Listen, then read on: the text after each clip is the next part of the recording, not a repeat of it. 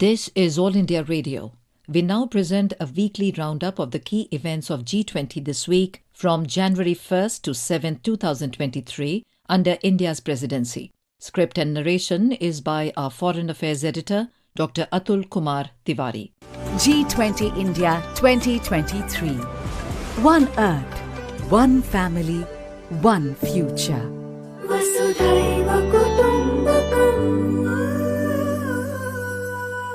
Events and developments related to G20 in India got underway on a bright note in the new year, with positive strong vibes by the global leaders to India's presidency. Preparations in the run-up to Youth 20 or the Y20, the first meeting of the Global Partnership for Financial Inclusion in Kolkata, the first meeting of G20 Health Working Group in Thiruvananthapuram, and the first meeting of the Engagement Group on Science in Puducherry were among the highlights this week.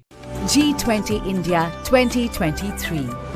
One Earth, one family, one future. India's G20 Sherpa Amitabh Kant shared the sentiments of the citizens of India with a tweet on day one of the new year. It read, G20 envisions a shared prosperous future for all and reaffirms our commitment towards promoting the universal sense of oneness during India's presidency.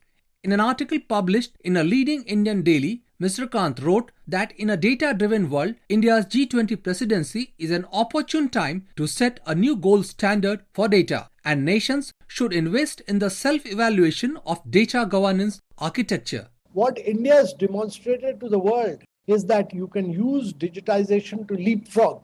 And therefore, India provides a unique opportunity through digital public goods, where the public good is the track which is owned by the government, on top of which the private sector innovates. What India has achieved in the last 6 to 7 years would have normally taken India about 60 to 70 years. But India has really accelerated the pace of digital transformation.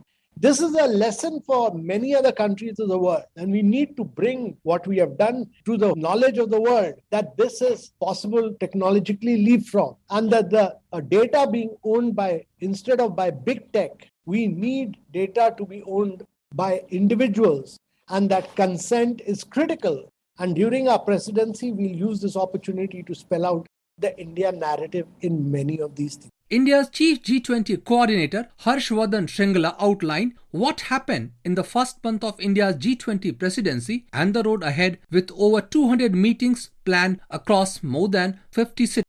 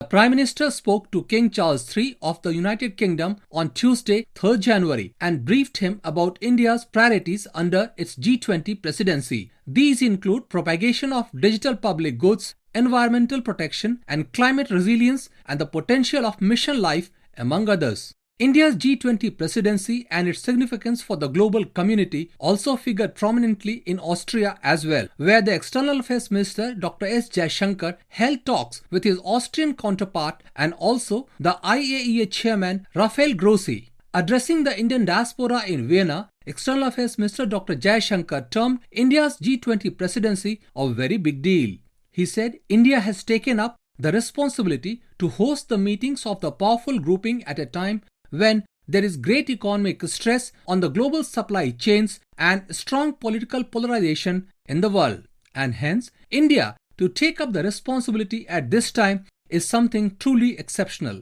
He emphasized that India will be a voice of fairness and justice for societies and countries that would otherwise get left behind and not have somebody else to speak for them. In addition, G20 in India is going to be unique in the sense that the diversity of every religion, every culture, every local cuisine and local products will be on display before the world. G20 India 2023. One Earth, one family, one future. The week saw the preparations in the run-up to the upcoming Y20 or the Youth 20 Summit. The Y20 is a leadership summit that convenes young professionals from G20 countries to develop policy solutions to current global challenges. This year's Y20 Summit will take place in Varanasi during August 16th to 20th. Youth Affairs and Sports Minister Anurag Singh Thakur reviewed the Y20 preparations by Assam government at the Y20 inception meeting at IIT Guwahati. A curtain-raiser event for the Y20 Summit was held the next day in New Delhi on 6 January. The theme, logo and the website of the Y20 Summit was unveiled by the Union Minister. The Y20 Summit is a unique opportunity to allow the youth to provide constructive policy inputs and to utilize the platform to voice their opinions for the world audience. The U20 India Summit brings together the trustees of our future generations from across the G20 countries to deliberate, discuss and decide innovative, sustainable, actionable solutions, especially in the realm of social developments. At the Y20 Summit, India will not only speak but also provide an audience to the youth from across the world to be heard in the world's largest democracy amongst those young leaders geared up with the baton to the future. A set of young achievers took part in the panel discussion on this occasion to share their views on 5 priority areas. The focus was on how India can harness its youth population to be a superpower. The participants also discussed the personal success stories of the panelists. The Y20 delegates represent the youth from the participating member nations at the summit. They are asked to negotiate policy solutions, draft recommendations, and engage with the delegates from other G20 countries. The first conference of Youth 20 was held in 2010, and India is hosting the Y20 summit for the first time. The 5 priorities of the Y20 this year are Future of Work, which includes Industry 4.0, innovation and 21st century skills, climate change and disaster risk reduction. These include making sustainability a way of life, Shared Future, which incorporates youth in democracy and governance, peace building and reconciliation entail ushering in an era of no war, health, well-being and sports highlight the agenda for youth. Women-led development is at the core of India's G20 deliberations. India has multiple times said that they'll give a very inclusive approach in this presidency. How India will lead G20 in responding to global health emergencies. Under what conditions youth can influence leaders as a decision makers to say no to war. For the first 8 months, there will be pre-summits on the 5 Y20 themes. In addition, a series of discussions and seminars have been organized at different universities across the country in the run-up to the Youth 20 Summit in Varanasi. India's Y20 ambassador Falit Sijaria shared his sentiments on how India looks up at the deliberations. First part of G20 University Connect is that we reach out to universities, tie up with them and plan events. So in which we'd be having G20 lectures and not just lectures. So our format is we have lectures and post that we have breakout rooms in which the students are separated into different groups and they have group discussions over our themes and priority areas. They give forth their suggestions which are then accumulated and assembled and then they are submitted to the ministries and the engagement groups for further consideration. And in fact, a lot of those priorities that we have right now have come out from the engagements that we did last year. In fact, last year we were at the Jindal campus itself and having a discussion. And a lot of those priorities that we are assembling are then going on to these documents. Students would be part of all of these events. They would be working as escorts to these delegations. So they would be the one in contact with all the delegations for all the engagement groups and working group, coordinating how they're coming, whatever is going on, documenting the entire process and culminating in all of these processes. And all the engagement groups would be having interns who would be working in creating documents, creating resources, making all of this public facing through writing articles, getting all of this in the domain. And finally, in all of these aspects, these different engagement groups would also be tying up with universities as knowledge partners. So we ourselves as U20 have 20 prospective knowledge partners, different universities, where the student body would be creating documents and setting up the agendas and the white papers. Academicians like Professor Sriram Chaulia, Dean at OP Jindal University, outlines how the agenda is going to shape up the global future. We say that it's India's time to lead, and definitely it's a lot of emphasis on our leadership, but I would say it's also the youth's time to lead, and through a Y20 mechanism we are now able to mobilize young people much more across the country, in schools and colleges. People are all talking about the G20. There are like mock G20 competitions being conducted. Earlier we only had model United Nations events, but now there are model G20 events also being conducted. So I think the spirit of G20 has come in, and we are really showing how India as a society is fully endowed in this idea of taking the G20 forward. We have really taken ownership of this responsibility and are going forward, and all of the young people here believe in this.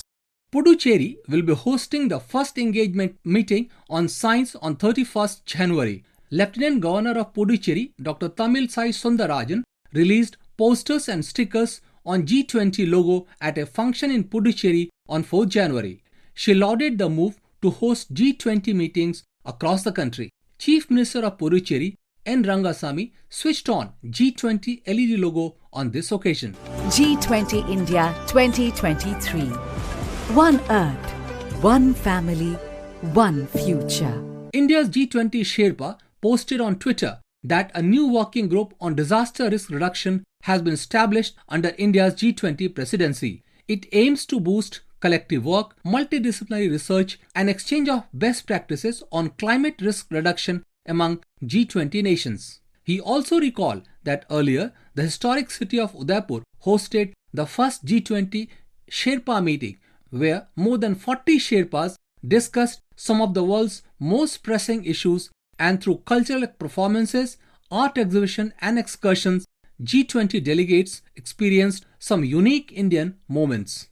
The list of leading lights from all over the world visiting India grows up as the nation celebrates its G20 presidency. After Google CEO Sundar Pichai's visit last week, Microsoft CEO Satya Nadella was in town on 4th January. He called on Prime Minister Narendra Modi in New Delhi. Earlier, he addressed the Future Ready Technology Summit in Bengaluru, where he spoke about India's prowess in digital technology and the need to tell the story so that everyone else in the world can also be benefited. Mr. Nadella said India's leadership of G20 is a great moment to tell the story, and Microsoft wants to be as helpful as possible to amplify the same. G20 India 2023. One Earth, one family, one future. Foreign dignitaries have been making a beeline to visit India this year. Emmanuel Bon, diplomatic advisor to the French president, met the Prime Minister Narendra Modi, External Affairs Minister S. Jaishankar, and India's G20 Sherpa Amitabh Kant on 5th January. They held extensive consultations on India's G20 presidency priorities. India representing and emerging as the voice of Global South has been one of the underlying factors of G20 presidency this year. In order to amplify it, a 2-day-long special virtual summit, the Voice of Global South, has been planned this year, where 10 sessions on key issues would be organized. India's Foreign Secretary Vinay Mohan Kwatra shared the details of the special virtual summit at the ministerial level at a press conference on 6th January. We will be hosting a special virtual summit on 12th and 13th January 2023. This summit, which will be called the Voice of Global South Summit, under the theme Unity of Voice, Unity of Purpose, essentially envisages bringing together countries of the Global South and share their perspectives and priorities on a common platform across a whole range of issues. More than 120 countries are being invited for this Voice of Global South Summit. The week ended with Kolkata gearing up to host the first meeting of the Global Partnership for Financial Inclusion on Monday, 9th January. One of the highlights will be a unique exhibition on India's financial inclusion. arrangements including a cultural extravaganza awaits the dignitaries from across the globe in the City of Joy. In Kolkata, we have a wonderful exhibition that highlights India's achievements in the field of financial inclusion. And it also, showcases the potential of digital public infrastructure for advancing financial inclusion. And I understand that it's going to be a very interactive exhibition that, where delegates, our media people, many other visitors will learn about what we have done, what we have to offer to the world in terms of financial inclusion, which has been a very big priority of the country. Culture is an integral part of G20 in India, and in tune is the International Kite Festival in Ahmedabad this year during 8 to 14 January, where G20 India is the official theme. Well, that was the story this week insofar as the G20 in India is concerned. G20 India 2023. One Earth, one family, one future.